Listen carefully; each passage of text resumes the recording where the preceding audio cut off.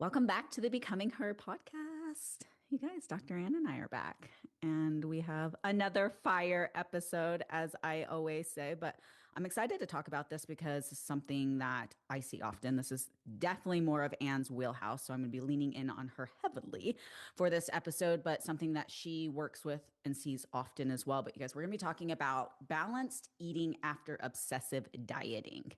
And I know I have struggled with this personally. After you lose, particularly a substantial amount of weight, just lose weight in general. It's like, how do you go back to just that balance? How do you go back to normal eating? How do you do that without feeling like it's this all or nothing approach that leads you back to normalizing calories and the fear of gaining the weight all back? And being able to normalize calories so you can actually feel like a human and take an approach that it doesn't consume your every thought waking action. So, and girlfriend, you take it away because I'm excited to talk about this. Oh yeah, me too.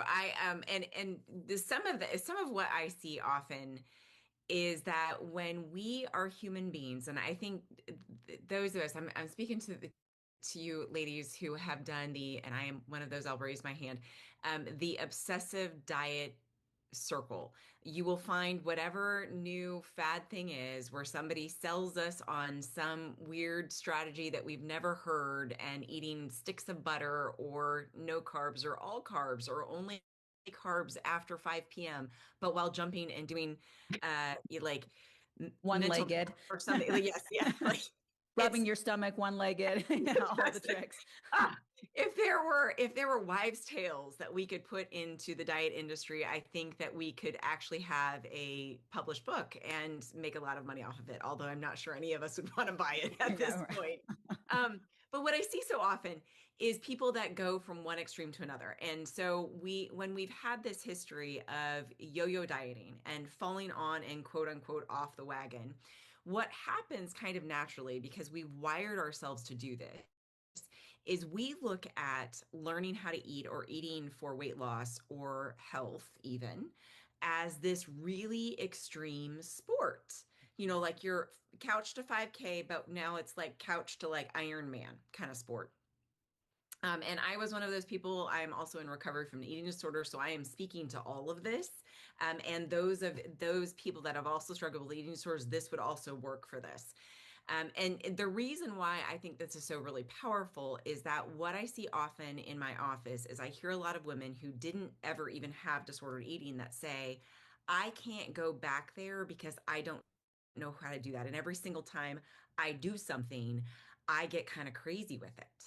Mhm. To a point that I have seen women literally tear up at the mere thought of changing anything about what they're eating. So it's either I just do whatever the heck I want and I don't like my body and I don't like the space that I'm in, or I have to get really obsessive and super controlled and crazy. And then my whole life has to be about this stupid diet. I have to talk about it, I have to breathe it, I have to like buy stuff and constantly research it, and I'm constantly tracking. And it feels like our lives get taken over by a diet. And one of the reasons why I love the strategy that we use is that you get to live. Yeah. It's I'm not, just, yeah. I, I said this to somebody I met for the first time just earlier this week. I said, we want to get you to a place where you can sit down with your girlfriends. You can have a glass of wine if you want one. You can have a dessert. You can have an appetizer. You can have something fried and not melt down about it and not go home and exercise or do something wonky the next day to manage what you just ate. You get to actually just sit, eat, enjoy it, and then move on. And you still get to have a body that you love. And when I was talking to a woman earlier this week about that, she literally was crying and she said, I can't even imagine doing that. So this podcast is for you. And Mm. what I want to talk about is I want to talk about the top three concerns that we have when we were obsessive dieters and kind of the obsessive compulsive folks, and then three different things that we can do. Now, the very first thing that I hear more often than not is that if I do anything, then this is going to send me spiraling into all of those behaviors. Things like calorie counting, strict exercise routines, scale obsession, I think I heard somebody once that was doing just counting their steps, and they had, I don't know, like 200 steps left to go. They had already gotten to their PJs for the evening, and they walk outside and they get their extra 200 steps to go in. And they said, I feel like I can't rest. I feel like I'm constantly looking at how many steps that I've got in and what I need to do. And that's not living. That isn't what we want to be doing. Okay. And I'm not saying that goals aren't useful, but goals are just a part of the process. It's really about nailing the process and not about this end goal that's the most important thing, right? So they feel, most of us fear that if we do anything that we have to do it to extremes and that we can't enjoy our life. And that's actually anti what we're trying to do when we're trying to lose weight. Hmm. That is not a lifestyle. I do not want you getting ready for bed as a lifestyle and then realizing you've got 20 more steps and walking around your bedroom like a mad person. Now, if you 20 more just, grams of protein and you're trying to that's right. choke down some dry chicken breast right before you get to Try, bed. try chicken breast in bed. That is not normal. The second part is that winds up being a common complaint that I hear are obsessive thought patterns and compulsive behaviors. Constantly thinking about food, thinking about your weight, um, constantly worrying about how you're going to get your exercise in or your steps in. Your entire day now moves to focusing on my weight loss strategy instead of living life. And again, I just want to say this. I said this about the food piece. That is not living. That is not what we're doing. We do not want a life where we're completely obsessed on the things that we're doing to manage our body. We want a life where we're enjoying it. We're out with friends. We're out with our spouse. We're having fun with our kids and our grandkids. We're having food that we want to eat. We're getting in exercise, but it's not like my entire day has to be about getting in the exercise. And I think a lot of times tracking can actually become a trap rather than a tool, because for those of us that struggle with perfectionism, Nicole's raising her hand too. This is those of you that aren't seeing this. I'm super sorry. You missed me and Nicole both raising our hand in that moment. But when we struggle with perfectionism and also anxiety, the problem is that it feels that like no matter what we're doing, it's never quite good enough until it's Mhm. perfect. And so we have to learn, as a part of not just managing weight in our bodies, how to live with sometimes good enough while still moving forward, which is a bizarre concept when you're highly perfectionistic, because it feels like if I didn't hit the goal, then I failed. Yeah, I'm gonna throw a curveball at you. How do we do this with social media heightening this for so many people, right? We talk about, and I know we've had an episode talking about where the comparison trap, and it really can be just that. But you talk about how do we get back to normalcy? But there's so much fear mongering on social media. If it's not carbs, then it's seed oils. And if it's not seed oils, your cortisol is too high. And if it's not this, it's that. And your comparison of somebody that just posted their 20,000 steps for the day versus your only 10,000 steps for the day. And social media can be just that. So how do we normalize your like what works within your lifestyle? Because what we do is we find ourselves comparing Yeah. ourselves to that person, and then just the insane amount of fear mongering that is going on. Oh yeah. Oh yeah. And I've seen a lot of times when people are posting what they eat in a day and it's not very reasonable or realistic, and it looks like something out of some sort of diet nightmare. Like, Mm-hmm. yeah, it Yeah, just yeah. is. Oh, it's awful. Like, okay, you had like a bowl of cottage cheese 12 times today. That's not fun. Don't eat like that, please. Um, I okay. Social media is such a problem for us as human beings. You may not like my answer, Nicole, and this might be really funny for you, for those of you that are listening to this. We have to consume social media appropriately. We have to put boundaries around social media.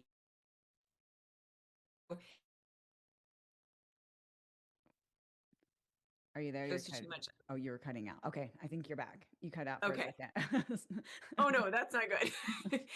But if we get exposed to too much on social media and we are consuming vast amounts, and you know how the algorithm works things out, right? Yeah. We're consuming a vast amount of different opinions and ideas.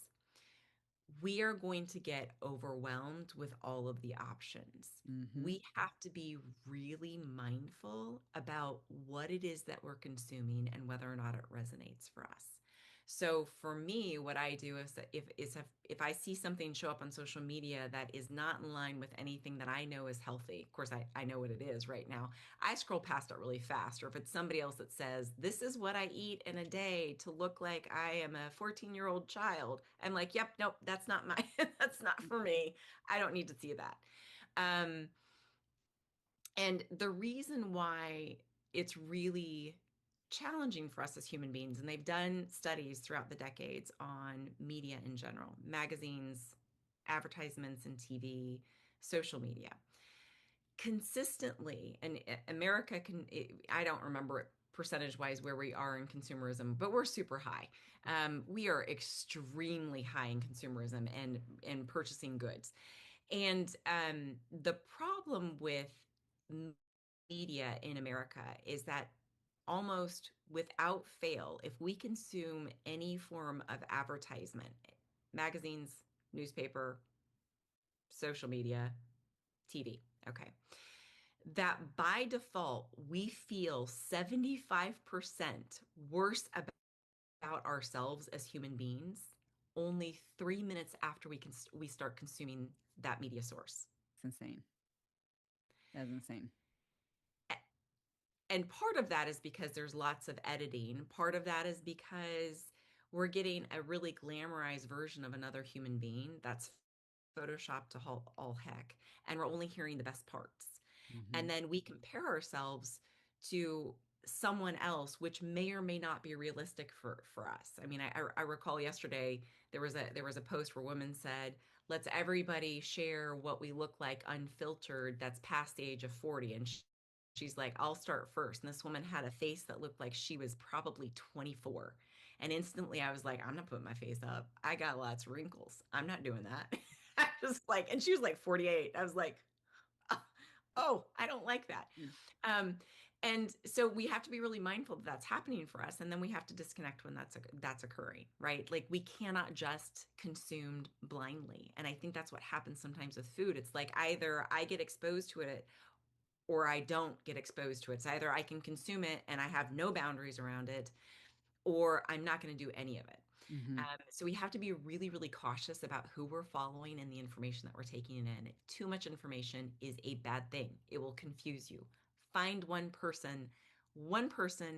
strategy that resonates with you. Try that one strategy all the way to completion and give it a while. Yeah. Give it a few months. Don't just give it a week or two. I would say Try those it. that change their diet more than they change their underwear. And it is just because of that. There's so much information out there and it's information overload. And then you get stuck in what I call analysis paralysis. And this is where Yep. you spend all of your time researching and none of your time doing.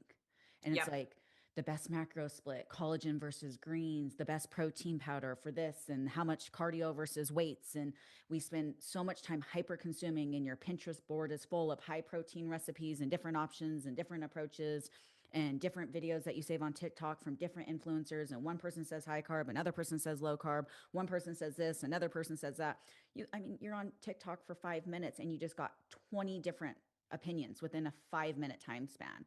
And so Yep. being able to really curate your feed of those, like as Anne said, that resonate and align with you. And you know who that is. When somebody speaks to you, you feel that. You know who that is. And really, you can't curate your feed. The algorithm is going to send you what you consume. Mm-hmm. So just being, and I wanted to bring this up because, again, it is so hard when we talk about normalizing things and having a balanced approach. It is really hard to normalize or balance anything with social media these days.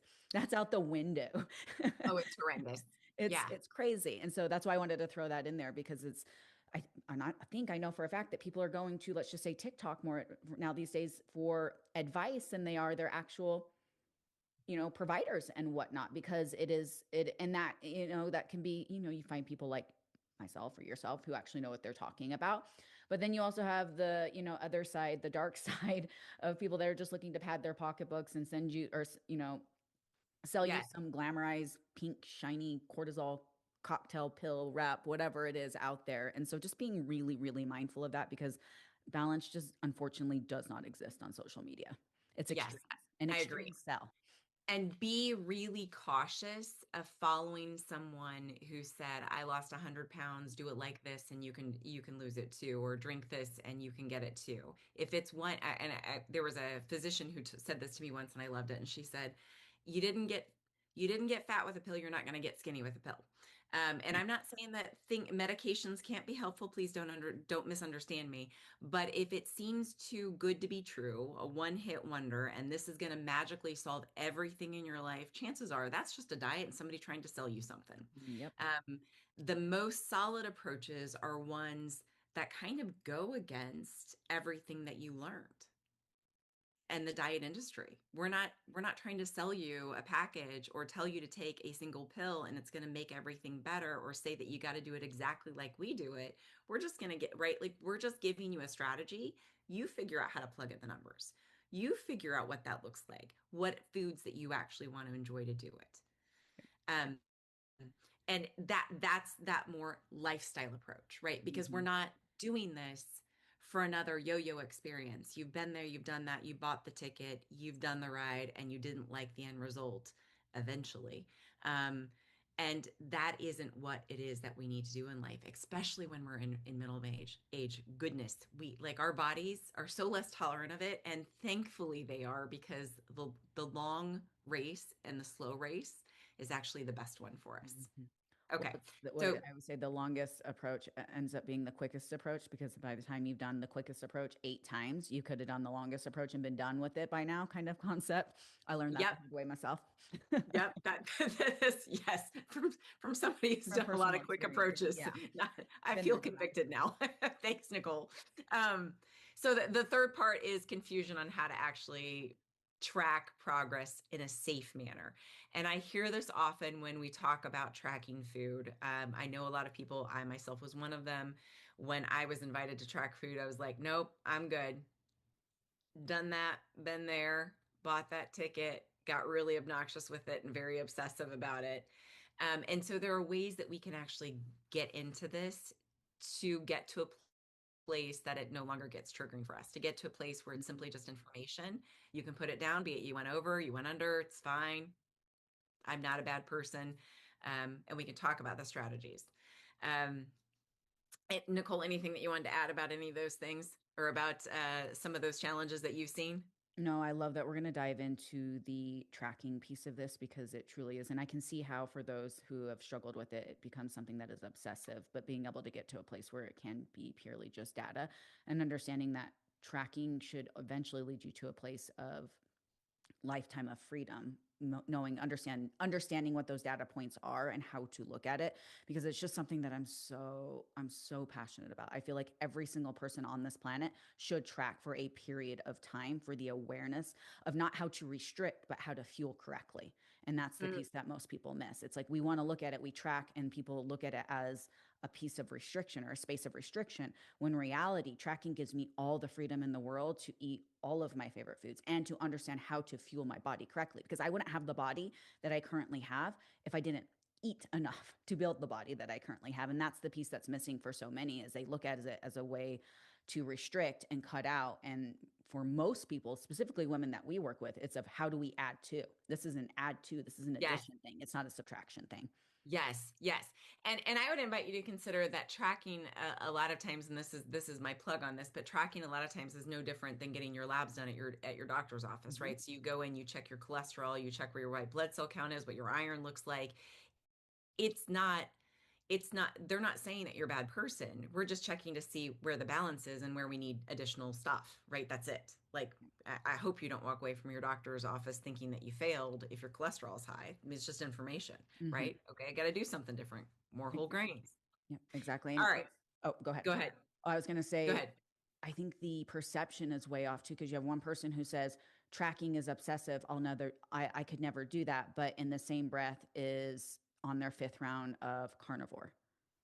And it's just, Yes. the math isn't mathing there. I'm like, so you're telling me the data and understanding what you're consuming is obsessive, but yet you put yourself in a restrictive box and all you eat is meat and butter. So make that make sense for me because it's not. And so it's the perception around it for so many people. It's not the reality. It purely is. And I love that you brought it. It's a data point. It's no different than budgeting your bank account and understanding what's coming in versus what's going out. It is the same exact concept.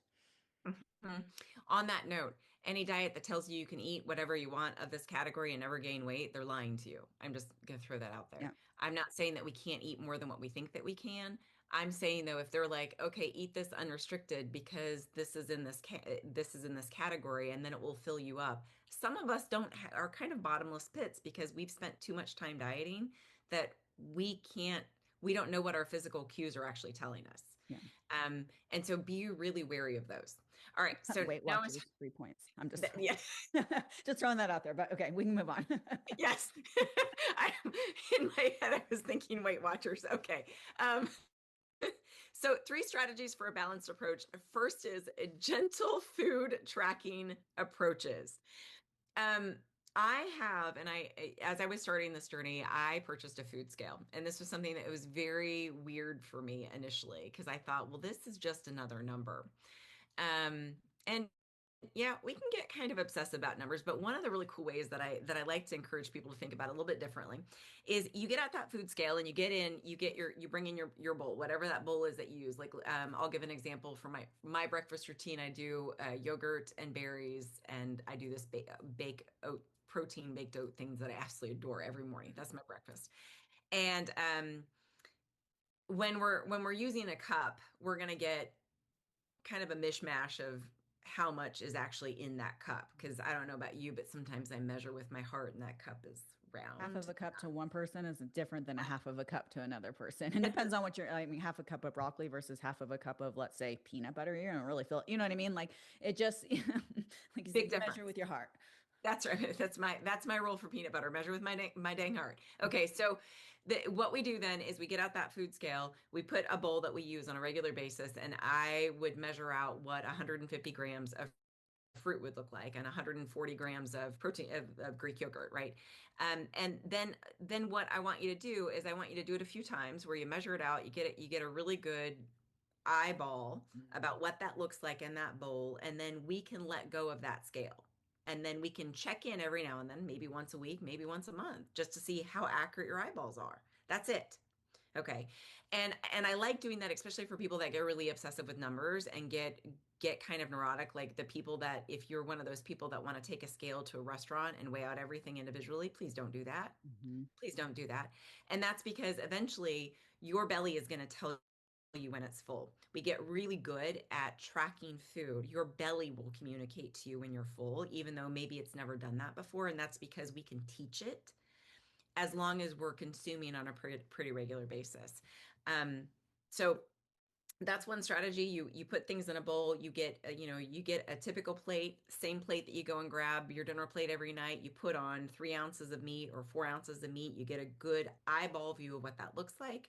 And then once you feel pretty confident about that, it might take a couple times. It might take a few weeks to do it. Just depends upon where you're at and how confident you are in your abilities. Then you just stop weighing it. That's it. You're done. And I want to point out too at maintenance, because this is where we're talking balance after dieting. Maintenance, there's so much more flexibility and freedom to live in that ish range as well. We've listened to previous podcast episodes where I talk about how tracking is so important when you're in a fat loss phase, because the goal is to get in and get out, and the goal is accuracy because that's what's going to drive your success. But Yes. when you're in maintenance, you have that flexibility and freedom to live in that ish range, and you're going to have days where you're slightly over, and you're going to have days where you're slightly under, and they're going to balance themselves out in that range. And so just understanding with that is living your best life, and that is that should be your end goal, is to find maintenance and understand how to live in maintenance without having to track everything that you put into your mouth. And it comes from just the awareness and the education from tracking from for a period of time. Because I hear a Yeah. lot of women, it's like, well, I lost weight and I'm so afraid because what if I'm not spot on? And they have that same mentality like when they're dieting, that, numbers matter. They matter a lot in a dieting phase. It's just the reality of what it is. But we have more flexibility and freedom in the maintenance range, and to be in that ish range when we are in maintenance calories. Absolutely. And one of the things that I say say in the line of work that I do is that if the tracking piece and being really, really on point about what you're eating and how much it weighs and that kind of stuff, if that creates a ton of anxiety for you, then a second strategy is, if you're in a fat loss phase, to just weigh the high calorie ticket items. Mhm. Things like peanut butter is an example, and I may always weigh peanut butter to varying degrees because I love it with all my heart. And I love to measure it with my heart. And you know, I go out places and I eat peanut butter just fine without weighing it, and I'm like, I kind of guesstimate and it works okay. But and that's kind of living life. But one of the ways that we can manage the anxiety around that and the obsessiveness around that is to give yourself some permission to let some of the other foods go. Like it doesn't, it's not gonna hurt you if you have 3 cups of lettuce versus 4 cups of lettuce, as an example, in a salad, right? Maybe some cucumbers and tomatoes. Does it make a difference overall? It might if we're eating a ton, but for most of us, if we're eating a relatively normal portion size, that's not going to be the stuff that's really going to create a problem during a fat loss phase. Yep. It's really more the ranch dressing. It's really more too much protein or an excess amount of protein or cheeses or those kinds of things. Um, so portion visuals. The other thing that we can try for tracking is mood and fullness journals. So if we're tracking our food, what we can also do as we're doing it is identify how we feel before we eat and how we feel after we eat, or when we feel compelled to eat. And I do a lot of this in recovery work, where I ask somebody to say, okay, well, why is it that you wanted that food? Were you actually hungry? And they said, well, no, I just finished eating. I just wanted something sweet, or I just wanted something salty. And I'm like, okay, so let's list out some emotions that were coming up for you. Were you bored? Were you feeling lonely? Were you sad? Um, and while this isn't exactly about the tracking, it's just a data point for us as human beings, so that we understand that when we're struggling with something, that it's not always about the food and what's happening with the food, but it's about something that's actually internally happening. So it's another way of tracking and giving us information. Yep. Yeah. And I highly encourage you too, when you get to a place where, and this comes with time, but what I see women do is they associate being hungry as a bad thing. And they don't understand how to intuitively listen to your body. So it's one of those things, okay, if you're snacking just a snack, you're not really hungry and it's just something that you're doing mindlessly, understand and be aware of that. But also be aware when your body's telling you it's hungry for Mm-hmm. a reason, to Mm-hmm. feed it. And it can be a mental mind F when you go from lower calories to normalizing calories, and we're bringing back up metabolic capacity and we're revving that bad boy up, and your training starts to feel better. So you're training with a bit more intensity because you're fueling your body more. Hunger signals pick up. It is sign of a healthy metabolism to be hungry.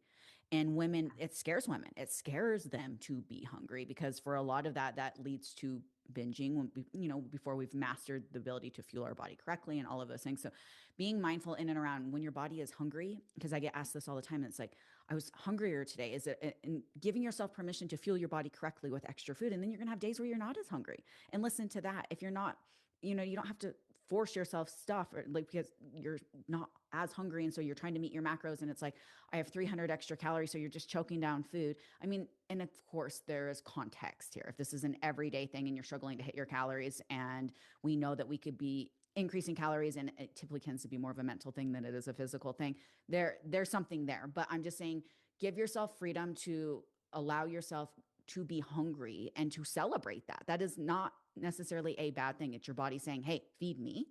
You're Mm-hmm. pushing me hard. You're like, and then for a lot of women, like I said, intensity with training starts to increase. They're moving their body more. And that is just a normal, natural sign of your body saying, hey, you're expecting a lot of me. Give me what I need back in return. Mm-hmm. I need more fuel. Yep. That's it. Yep. It's like your gas tank. The last point that I want to make about trigger, the last point I want to make about tracking is working in foods that previously we have not thought of as diet foods. You know what these are, right? So pretty much anything with fat or anything that tastes really, really good, that we say, well, when I'm dieting, when I'm managing my weight, I can't eat this. And this is actually where tracking is a beautiful thing. And Mm-hmm. I really want to reinforce this. You would be so impressed at what you can eat that still fits into your goals. So impressed. Mm-hmm. Um, and so I absolutely encourage people. If you love chocolate, if you love tortilla chips, I'm one of those people. I'm raising my hand. Okay. And I talk about it often on the podcast. Ice cream, fried chicken, doesn't matter. Okay. Finding finding a space at least once a week, if not even sometimes on a daily basis, where you're getting in something that you really, really enjoy that isn't a diet food. And the reason why this is so helpful for us, now it may not be in the portion size that you want to have it in. I just want to throw that out there. Okay. But the reason why this is so incredibly healthy for us is now we are in a lifestyle process, right? I'm incorporating foods that I genuinely love that I don't want to live without, and I can make them fit in hitting my daily goals. Yep. And you will be impressed if you track foods at how often you actually get to do that and what And that looks like. And I love that you brought that up because what tends to happen for a lot of women, and we've talked about this on so many episodes, but it's the one donut that leads to the binge. But the Yep. reality is that one donut is so easy to fit into your day if you understand how to track it correctly. I mean, a regular glazed donut's like 340 calories. I mean, 340 calories really isn't that many calories, you guys, and just a few small tweaks, you could easily fit that donut. Now, am I advocating for you eating a donut every single day of your life? No. I mean, if you wanted to, I'm sure. But no, am I saying that that's the best approach? Absolutely not. But what I Nope. am saying is that it is so much easier to fit that donut. But what happens is it's like, well, I already ate the donut, so I might as well eat the pizza. And then we've polished off a couple slices of pizza. It's like, well, I already did that, so I might as well finish that off with some ice cream, right? And it's like, well, I ate the ice cream, so now I might as well have the bag of chips, whatever it is.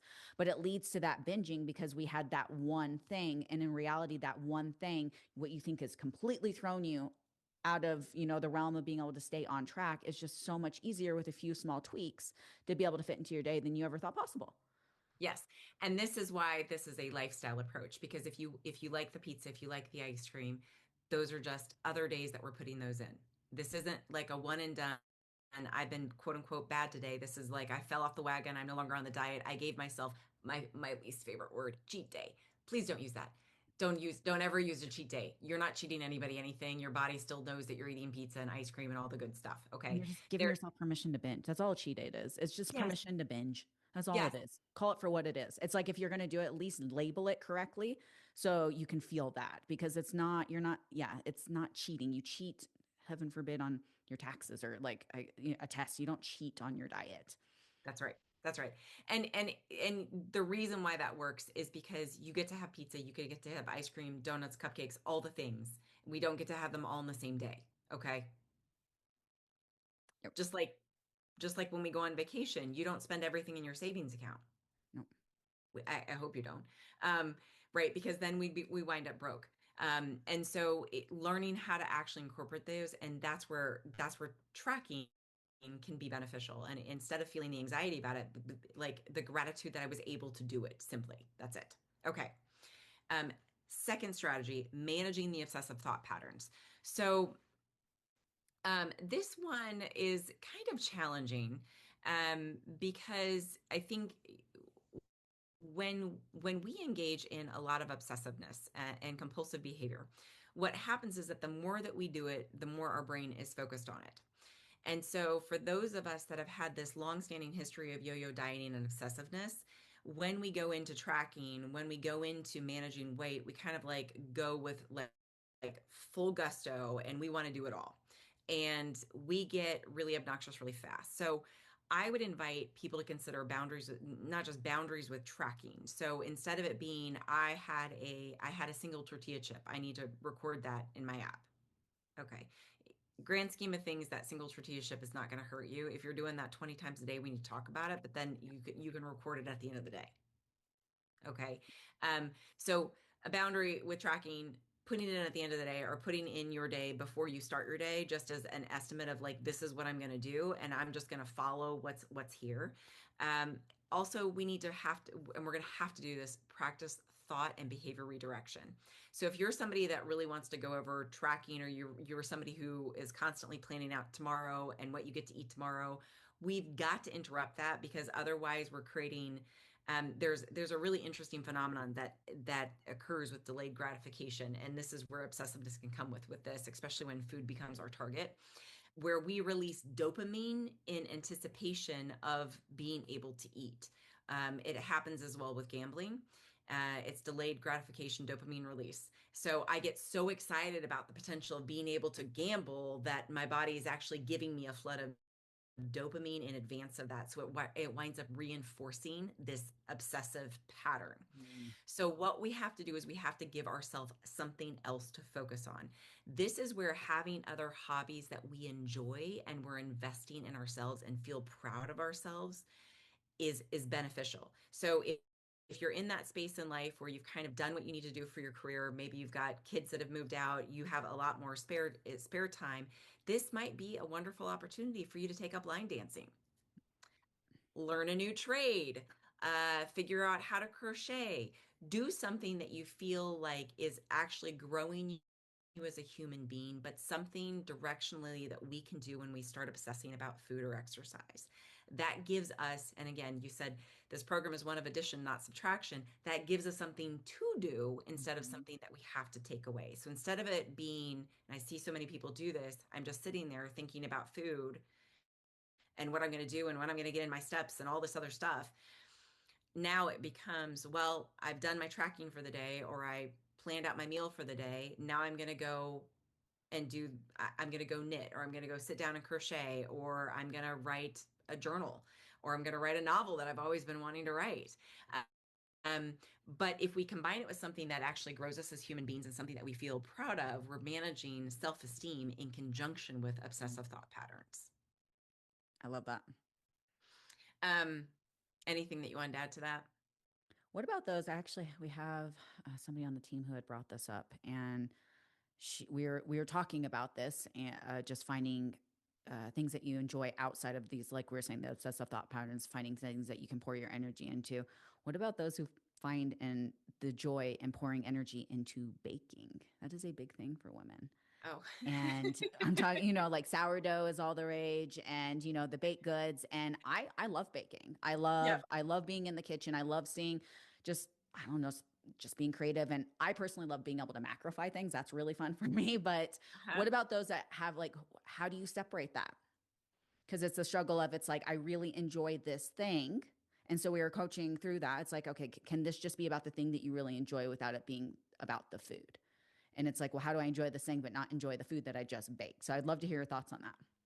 Yeah, so this will be a really interesting this will be a very interesting answer to this.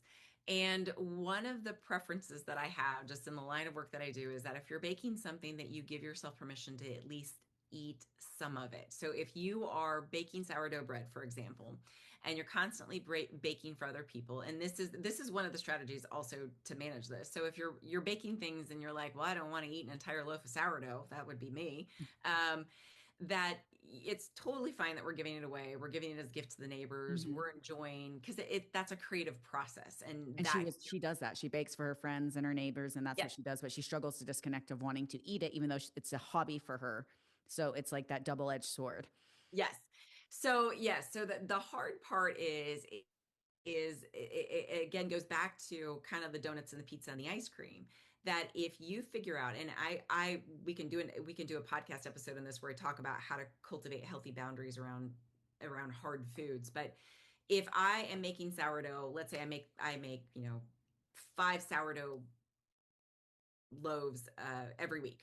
Okay. And I have none of them, but I'm smelling them. I'm constantly like, we've got to actually incorporate at least a slice or a piece of it into like in a good piece. I don't mean like you're getting the burnt end and eating like the little crumb, but in an actual slice and you fit it into your week. With repeated exposure, we habituate to some of that. This is why sometimes that people that work in coffee shops or bakers don't eat anything that they make at a certain point because they've smelled it, they've eaten it, Mm-hmm. they've exposed themselves to it so much that they're like, I'm good.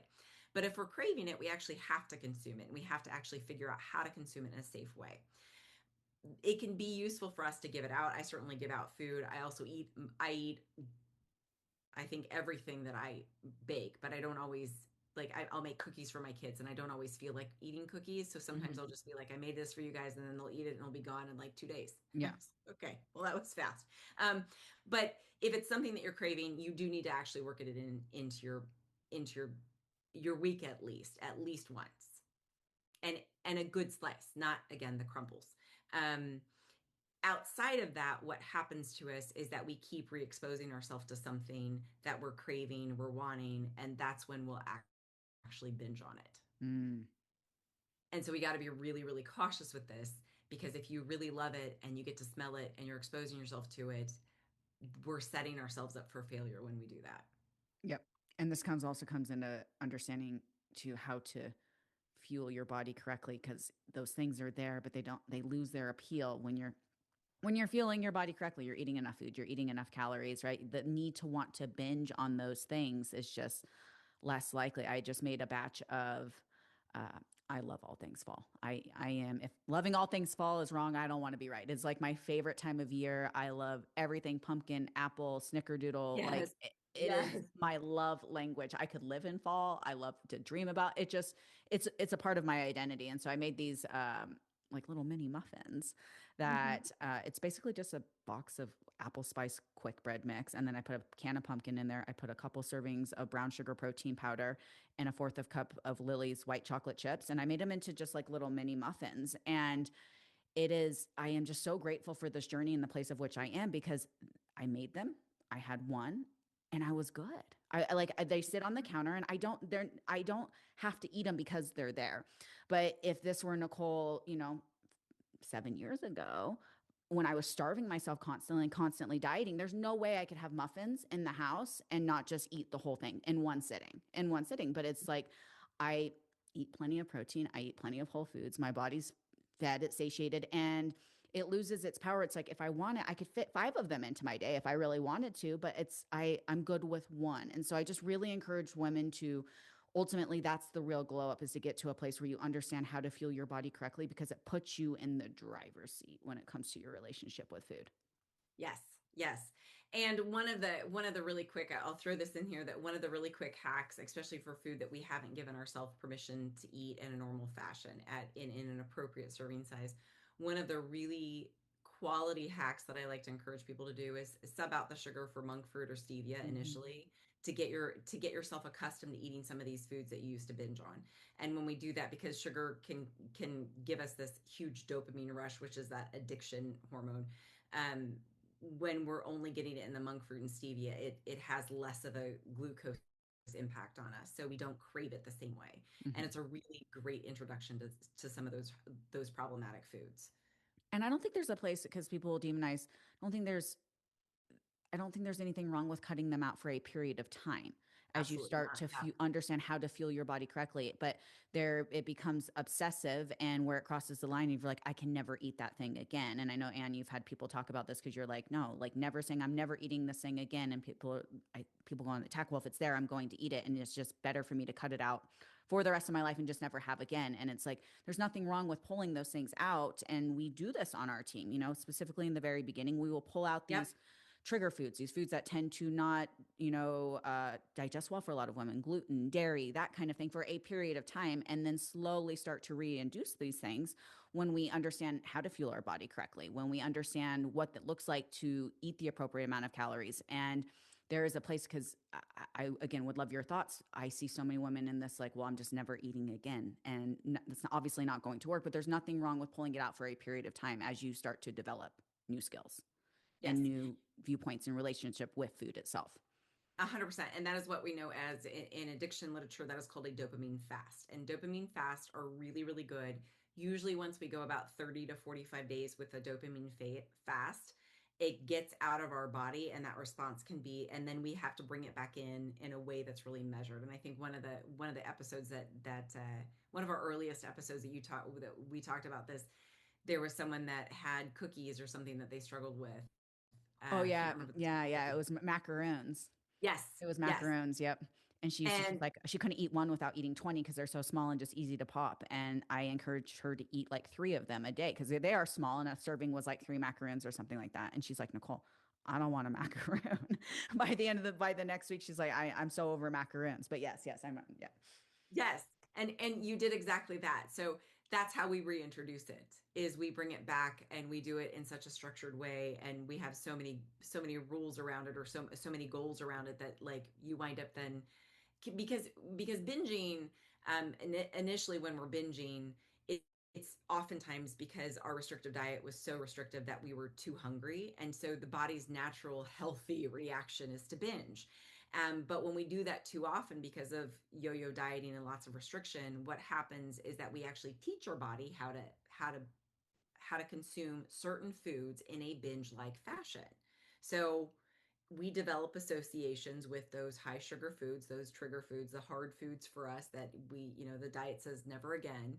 And we learn how to eat them in mass quantities. And so we get this flood of dopamine, and we think that's the only way that we can enjoy it. It's kind of like alcohol. If the only time that you drink alcohol, you're drinking to a point that you get trashed, you're going like your body's going to want that process every single time if you find that it's pleasant, right? So we can reteach the body how to respond to food. All right. So the last part that I want to get to is focusing on holistic wins and not just weight. And I know, Nicole, that you have so many things that you probably would love to say about this because you preach this Yes, I do. all the time. So I Yeah. actually want to ask you about it before I give my my response. Could you share a little bit about that journey and about what you encourage folks to do when it comes to like the weight? Yeah, so there's so much power to finding joy and success in things that are outside of a scale number. And the reality is we think that it's all about the number. And I know every single one of us want to attach our self-worth, our success, our worthiness in and around a piece of metal that we stand on. But when you feel empowered from, let's say, your love is like for me, it's strength training, right? So when I can hit a PR or I hit right now I'm on this pull-ups kick and it's like I am in a place where it's like okay I'm going to get 10 unassisted pull-ups and when I get 10 unassisted then I'm going to start adding weights to it. And so when we start hitting these Dang. these massive goals that have nothing to do with the scale number, that is so empowering. And maybe if you are a runner and that your goals are you train for races and it's a time PR or it's a distance PR or whatever that is, you can find joy in things that have nothing to do with the number. What if it's, you happen to walk by the mirror and you have to take a second take, you're like, oh hot damn, oh, those are my glutes, or oh, look at those shoulders popping, or oh, right. And so you start to notice things that have, again, nothing to do with a piece of metal that you stand on. And it is so, I have seen women quite literally like shut down because this number on the scale was up, but refuse. It is a night and day before and after show that they visibly are smaller. They're visibly smaller, inches are down, but they cannot see it because the scale says that the number's up. And so therefore, it's just in their head, it's not there. It doesn't exist, but it's visibly there. And it is, I mean, call it body dysmorphia, call it whatever it is that you want, but that number holds so much power over women. And when you can let go of that number, and I even say, I take this above and beyond because a lot of times for people say, and I'd love to hear your thoughts on this, and just don't weigh yourself at all. And yes, again, is there a period of time with maybe if that's a trigger for you that we pull the scale out of things? But it's even more empowering when you can step on the scale and it might be up 2 pounds and it doesn't completely throw you for a loop. Like, you Oh, understand why the scale's up 2 pounds. You're like, oh, well, that makes sense. I slept like dog doo doo last night and I went out with my husband and we had a bit more sodium. Like I had chips when I typically wouldn't eat chips. That makes sense that the scale's up. But yeah. on the flip side of that, you could hit your macros down to the gram and you could be on point with all of your goals for the day and you get on the scale the next day and it doesn't move either. And you understand what is going on and why that number moves or it doesn't move. And you look at it from, again, just a data point, but you understand how to look at it from it's not so much the day to day, it's the averages, and you understand how to look at it correctly to measure success, not necessarily as just the end all be all to your worthiness and if what you're doing is working or not, if you're allowed to eat food for the day, if you have to run extra miles, if you have to starve yourself for whatever that number says. So being able to have a measurement of success outside of a number is so empowering for women, but it is one of those things that's simple to talk about. It is not easy to execute. And I'd be lying if I told you there were times that I stepped on the scale and I was like, oh, I wasn't expecting to see that number. But the difference is I don't live there. I can logically understand what's going on and separate my worthiness and me as a person from a piece of metal that I stand on. Yes, and I remember early on. This was back when I had started my program, where I was listening to you talk about, don't worry about the weight. It's really more what you look like, and we're trying to create muscle and all this other stuff. And in my head, I'm like, yeah, yeah, yeah, okay, but I want to lose some weight, and um, and it's really interesting because now that I have been doing strength training, and I was cardiovascular at least really fit. Like I was riding a ton. I do a road biking. And so when now that I've been in it a couple years doing strength training, and I'm not going to the gym and looking like some of those people that lift all the really heavy intense stuff, or doing the jerks and the pulls and like all the stuff. Okay, I don't, and I can do pull-ups. I can do unassisted pull-ups, Look at you go. which is really cool. But what's really fascinating about it is I got into an argument with my parents a couple of months ago, and they're older, and they've seen me go up and down and be pregnant and all this other kind of stuff. And both my mom and my dad were arguing that I had lost weight. And I was like, no, verifiably, I know what I weigh, and it has not changed. Well, not only that, but the clothes that I used to wear, and I thought the elastic was just giving out. And now I'm purchasing two sizes smaller than what I did. And again, my weight didn't change. It's still very stable, but I'm in smaller clothes, and people are arguing with me that I'm smaller and that I'm losing weight. And the version of me that wanted to stay on the diet, and the version of me that likes weight as the goal, as the marker of success, that version of me died. Hmm. And how empowering is that? It's no longer consumes you. It no longer is your every waking thought and action. Like your actions aren't derived from that number. Yes, and so, like, the challenging thing that we've got to really rework in our brains is celebrating all of the other wins that we get from this. The ability to do a squat and not fall apart, or to do a push up or pull ups, or um, Your sometimes our joints don't hurt clothes, anymore. Like, yeah, our clothes feeling slightly looser, we feel stronger, right? Like, so I know I mentioned this, but I always had balance issue. I've broke my pelvis at one point, had foot surgery, all the things. And just now, when I go and walk, and I've worked out different parts of my leg and different parts of my hips and my glutes. And now when I walk, even when I walk, my gait is much more steady. And I didn't realize it was unsteady before. This might explain why I keep tripping. I kept tripping over flat surfaces all the time. Um, but those are wins that we don't get when we're only focused on the number. hmm, I would say And you're we're not going to chasing a number, you're chasing a look. and we're going to dismiss those wins. And let's be honest, who cares what we weigh? I mean, honestly, your grandkids aren't going to care. Our kids don't. Our husband doesn't care at this point, right? Like, at a certain point, nobody's going to go in the bathroom and look at the scale and whether it pops up 5 pounds or drops 10. Nobody Like, knows that number nobody, but you. no, nobody is going to, like, you're not going to get an A+ because Yeah. you lost 5 pounds. Yeah. It's not like you walk up to somebody, hey, I'm a buck 50. That's It right. just, it doesn't work that way. But women put so much worth into it. And it's always so not funny, but it's intriguing to me because I talk to so many women and they're like, I don't care about the number, Nicole. I don't care. I just want to look better in my clothes. I want to feel better. And then it never fails. The second that number happens to jump up 2 pounds, it's like a complete and total meltdown. I was like, remember when you told me like 3 weeks ago that you don't care about that number? All of these things that we're doing, we have to recenter and bring them back down to reality. But I was victim to that too. And again, you guys, there's times I hop on the scale and it's like I slept like dog doo doo. And I can literally go up and down 5 or 6 pounds in a day. Yep. And it's not common for me, but it does happen. And so there are times I was like, oh, but being able to understand logically what's going on instead of reacting emotionally. And what I mean by that, it's like, okay, the scale's up 3 pounds. I'm going to do extra cardio for the day. I'm going to, eat less because the scale's up. And I'm basically going to punish myself because the number, it tells me that I'm not worthy, is basically what you're telling yourself. Mhm. Yep. Yep.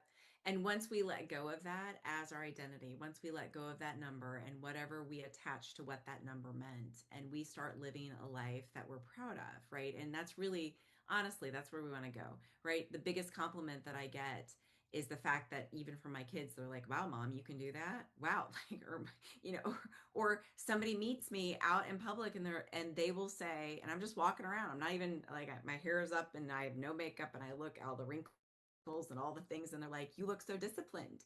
And I'm like, oh, like I actually wasn't going for that look, but I was. Oh, um you were. and it takes me back a little bit and I'm like, well, I mean, I guess, yeah, that is discipline. Yeah, yeah, that's what that is. It is um absolutely discipline. And it's that it is the difference between skinny and fit, right? People think they're mhm, chasing skinny. You're not. Skinny doesn't demand attention, but fit does. You notice a fit person who walks into the room. They demand attention. They have a presence about them. They have an aura about them.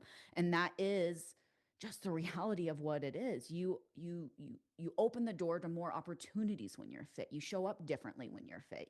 It demands a level. It shows how you do one thing is how you do all things when you're fit, because somebody who's fit has a level of, and I hate using the word discipline, but they have a level of respect for themselves. They show up for themselves even on the hard days when they don't want to do the damn thing. They continue to fuel their body correctly even on the days that, it would be much easier just to call, order in pizza and, whatever that looks like. But I'm just saying there's an area, or there's a level of respect that they have for themselves, and they continue to show up, and that reflects in their body. And so anybody can lose 20 pounds, but to have a fit body that is, you walk into a room and people look at you and you demand attention, that's what you're after. That's what you're chasing. You're chasing that confidence. And there's absolutely confidence that comes from that, because I would be lying through my ass if I told you there wasn't a big piece of my confidence that isn't wrapped up in my physique. We all have that. And so being able to, and it's not even so much it is the physique, yes, but it is the commitments that I continue to make to myself and keep, even on the hard days, even when I don't want to show up, even when it'd be easier for me to sit down and not hit my step goal, even when I would like, I'm craving the pizza and the donuts, but I'm still eating the chicken breast because I haven't hit my protein for the day. mhm. That's a level of respect. That's where the respect lives. That's right. That's right. And the more that we do that, the more that we show up for ourselves and we stop anchoring it essentially to a glory, like it's like anchoring it to the A+ on the geometry test. Okay. Mm-hmm. Um, but versus like I'm proud of myself because I showed up, I worked hard, I did the process, and then the grade that I got, like I want it to be good, but it may not always be great. But that's okay because I can be proud of myself because the effort that I put in and all the discipline that I put in to get to where I want to go. I tell my kids this all the time. You got to see, and you worked your hard, and you studied, and you thought, like, great, we can talk about what needs to be tweaked, but I'm so proud of you for doing the process, even Yep. though we didn't get the grade. Yep. And for a And lot of women, and I love that you brought this up, because they're putting the effort in. And this is the part that, like, when you are putting the effort in and you're doing the things, you're walking the steps, you're hitting your protein, you're getting your workouts in, but you're not getting the results. It's not a you thing, it's a strategy thing at that point. And that is the disconnect, is women want to look at them, I'm failing. You're not failing. It's not you. It is the approach of which you're taking. And so being able to disconnect there, and if you're somebody who's sitting on the couch and eating bonbons, your physique reflects that. You understand what's going on. But if you are somebody who is actively, training, eating clean, working out, and people, I get this all the time, it's like, Nicole, why am I not seeing results? I'm in the gym 6 days a week, I am air quote eating clean. And it's like, i love that you are I love that you're doing the things, but that doesn't equal a strategy. mhm, It's effort does not always equal results, and it can be ungodly frustrating when that's the case. yes, yes, and I am just forever, and I know I talk about this often. This sounds like a plug for your program. It is, but it wasn't an intentional plug. I love the strategy approach because it is make or break for the amount of effort that the amount of effort that I put in before and I was still fluffy. That's that you like the road biking and still fluffy. And I didn't understand why. And I was like, why am I getting heavier if I'm like, and I wasn't necessarily working out to lose weight, but it's simply because I wasn't paying attention to certain other things that I didn't know to pay attention to. Um, and slow actually is winning this race. So the slower we lose the weight, the healthier it is for us, especially in this stage of life. the more maintainable it is as well. But I That's love right. it. And I promise you guys, I didn't pay her to say that. But it is one of those things, though. I know Anne struggled with this for a long time because, again, it wasn't that the effort was not there. It's just the strategy of which we're using. And the strategy that she has now, I guarantee, I mean, she went into it kicking and screaming. I did. She did not want to do it. She did not think it would work because it goes against everything that you think needs to happen when it comes to, just like you had mentioned earlier in the podcast. It's typically what feels uncomfortable and what you never think would work would be the things that actually, or are the things that actually move your needle forward. And Mhm. so that is the part of it is, and we talk about this, the definition of insanity, the same thing over and over Yep. and over, Yep. over again, Yep. expecting this is the time. But this time, it didn't work the last 5 times, but I feel it. This time is That's going to be the time that I starve myself. And it is really going to work this time. This is the one time, like, I promise you, this is it. And it just, we have to, as menopause comes in, and we just, like, we talked about this a couple of podcasts ago. It's just like, last podcast when we did that Q&A, it's like, well, what changed? You changed. yep. You're 20 plus years advanced in where you were in your 20s. Like, you changed, and that's okay. You're in a different season. That's okay. Honor that. Honor Yes. the season that you're in. Honor the body that you're in. Honor what your body is telling you. Because when it's screaming, you need to listen. Yes. Yeah. It was spot on. Okay. So, and I just want to say, like, we already know what obsessiveness is, right? So we did that worked maybe in our 20s, maybe it worked in our 30s when we could do down and dirty and you could eat like trash some weekends and then diet it away the rest of the week.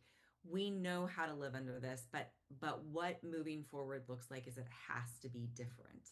We have to break out of the molds of chronic dieting. We have to break out of these obsessive patterns, and we're not just going to naturally pop out of them. And if we stay in this black and white place, like, you're going to have to pick your hard.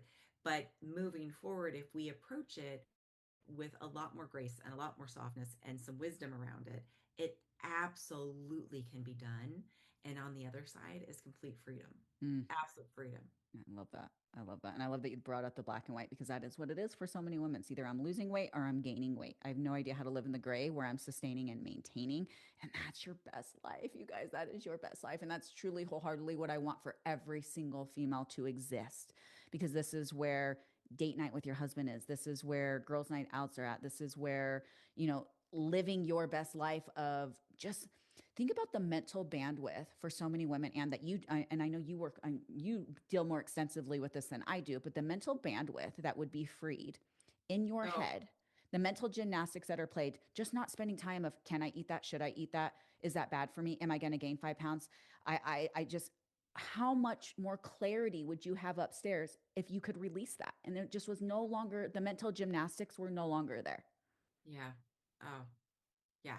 I think that's a podcast in of itself because I mean food noise, and we've done quite a few podcasts talking about food noise and the mental gymnastics that women play in their head, and again, social media amplifies so much of this, but there is so much power being up, and but for women it feels impossible. Mm. It feels out of touch. It feels like out of reality. It's like you're living in the land of, like, unicorns and rainbows. There's just no possible way this exists. And it absolutely does. And I'm not pretending like you're going to be shitting Skittles to get there. But what I am saying is that once we do get there, it is freedom, doors and windows open for you. And that's truly, and I'm so passionate about, and I know you are too, because I just want it for every single female. And I'm like, it can happen. I just need you to get out of your head and out of your ego. Yes. Yes. And try something different, Try something different. Yes. but not the 400 things from the 20 different people that you are listening to on social media. Yeah. If it's not an approach, all I can say is if you're wondering if it's an approach that you should take, if it's not an approach of addition and it's an approach of subtraction, chances are it is not going to be at least for this phase of your journey. We're talking perimenopause, menopause, is not going to be an approach that's going to work for you long term. Now, you guys, dieting, we talk about it, it's a calorie deficit. There is a place where we have to eat less to put Yeah. ourselves in a calorie deficit, but it's understanding how to fuel your body correctly. And even though, and this is one of the number one things we hear with women that work with us, it's like, I've never eaten more food. How am I losing weight? And I'm like, because calorically, you're eating less. Volume, you're eating more. But calorically, you're eating less. You're in a calorie deficit because now we're teaching you how to fuel your body. And even though you, again, are in a calorie deficit and you're eating less food or at less calories, you're eating again, more volume. And that is, it's a mental mind F for so many women. They can't grasp that. But when you understand nutrition and how to put food together, that's where it gets really fun. And then you start to, like I said, I love baking and being able to macrofy things and be able to eat delicious things. And you're like, oh, it's so much easier to fit in 5 little mini muffins if I want, when they're 40 calories each, kind of thing. Yeah. Yeah. So I know we kind of just got off on a tangent, but something that I could probably sit and you should stop me now, Anne. Stop me now. It's well over an hour. So anything else to add to this, I could just continue to spew. I think we covered it. I did too. All right, you It's guys. awesome, guys. Hopefully, you guys found value to this episode. And as always, if you did, like, share, tag, means the absolute world to us. A 5-star review is, again, all we can ask for, you guys, as far as giving us we want to thank you for giving us the smallest piece of your journey and taking us along with you. But we shall see you guys in the next episode. Ciao. If this is helpful, give me a like, follow me, or subscribe for more.